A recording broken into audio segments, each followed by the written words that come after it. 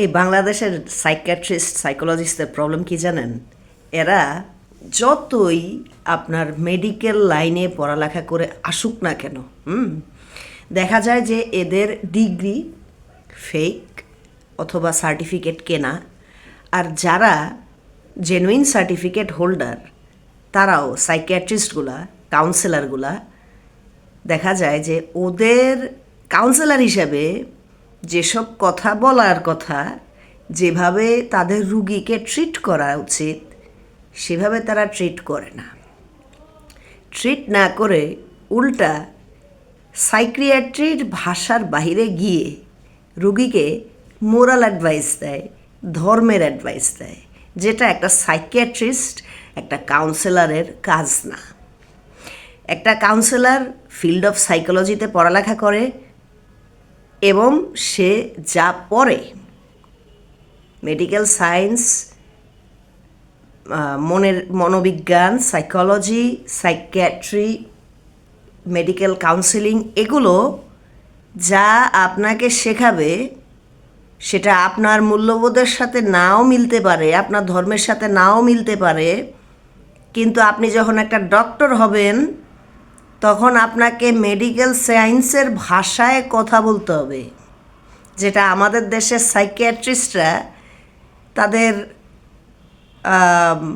মরালিটির সাথে তারা সাইকোলজিকে মিলিয়ে মিশিয়ে একটা জগা খিচুড়ি বানায়া তাদের ক্লায়েন্টদেরকে কাউন্সেলিংয়ের সময় বলে, instead of telling them some facts, যেটা বলতে হবে, যেটা বললে রুগীর অ্যাকচুয়ালি লাভ হবে। বেশ কিছু ডাক্তার, তাদের নামে কমপ্লেন শুনছি আমারই কয়েকটা ক্লায়েন্টের থেকে। তারা বিদেশে গিয়ে যখন ডাক্তার দেখাইছে তখন তারা আমাকে বাংলাদেশের সাইকোলজিস্ট আর বাইরের সাইকোলজিস্টের কাউন্সিলিংয়ের পার্থক্যটা বলল। আর শুনেন কি বলছে। আমার একটা ক্লায়েন্ট, সে হোমোসেক্সুয়াল, সে সমকামী। তো এটা নিয়ে তার অনেক কষ্ট ছিল, এটা নিয়ে তার অনেক দুঃখ ছিল। সে ধর্মর বই পুস্তক পড়ে সে দেখছে যে ধর্মে এদের সম্পর্কে খারাপ কথা বলা আছে, ঘৃণার পোষণ করার কথা বলা আছে, মেরে ফেলার কথা বলা আছে। আর তার আশেপাশে সে বেশিরভাগই দেখতো যে তার মতো লোক না, তাই সে নিজেকে খুব একাকী মনে করত। তার নিজের কাছে নিজেকে খুব খারাপ লাগতো, নিজেকে সে অনেক পরিবর্তন করার চেষ্টা করছে, কিন্তু কোনোভাবেই সেটা হয় নাই। কারণ মেডিকেল সায়েন্স অনুযায়ী সমকামিতা বা উভয়গামিতা প্রাকৃতিকভাবেই আসে।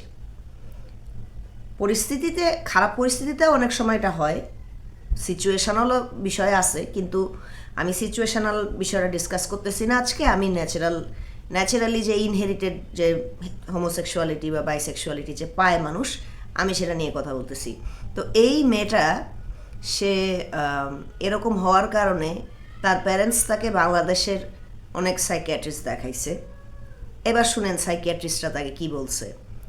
সে সাইকিয়াট্রিস্ট দেখাইছে মোট 3 জন, এবং 3 জনের মধ্যে একজন সাইকিয়াট্রিস্ট শুধু তাকে বলছে যে আসলে মেডিকেল সায়েন্স এটাকে কোনো অসুখ হিসাবে দেখে না, অসুখ হিসাবে দেখে না, কিন্তু তুমি যেহেতু বাংলাদেশে থাকো তাই বাংলাদেশের মানুষকে এটা বোঝানো সম্ভব না যে বিজ্ঞানের ভাষায় এবং ডাক্তারি ভাষায় সমকামী হওয়াটা কোনো রোগ না।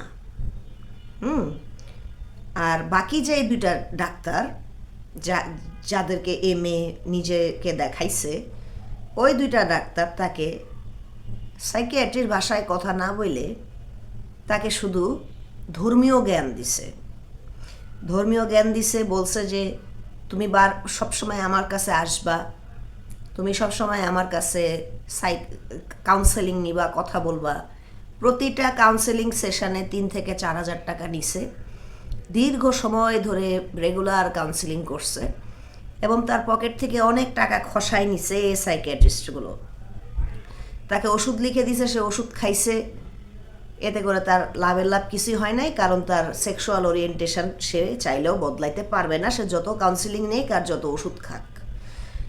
এই সাইকিয়াট্রিস্টগুলো এটা জানে, যারা তাকে ঠকাইছে এই কাউন্সেলিং নেয়ার নামে, ধর্মীয় জ্ঞান দেওয়ার নামে, যে এটা তো আসলে অসুখ, তোমার সমাজ কি বলবে, তোমার ধর্ম তোমাকে অ্যালাউ করে না, মানে একটা ডাক্তার যা বলার কথা না, তার তো সায়েন্সের ভাষায় কথা বলার দরকার, সেটাই যেটা সায়েন্স অ্যাপ্রুভ করে, সেটা না বলে ওই ওই সাইকিয়াট্রিস্ট দুটা কী করছে, তাকে ওষুধ দিয়ে দীর্ঘদিন ধরে ওষুধ খাওয়াইছে, প্রেসক্রিপশান নিছে, ওষুধ বেচছে এবং প্রতি সেশনে কাউন্সেলিং করে কামাই ফেলছে টাকা, এই কথা বলে যে তোমাকে সবসময় কাউন্সেলিং নিতে হবে।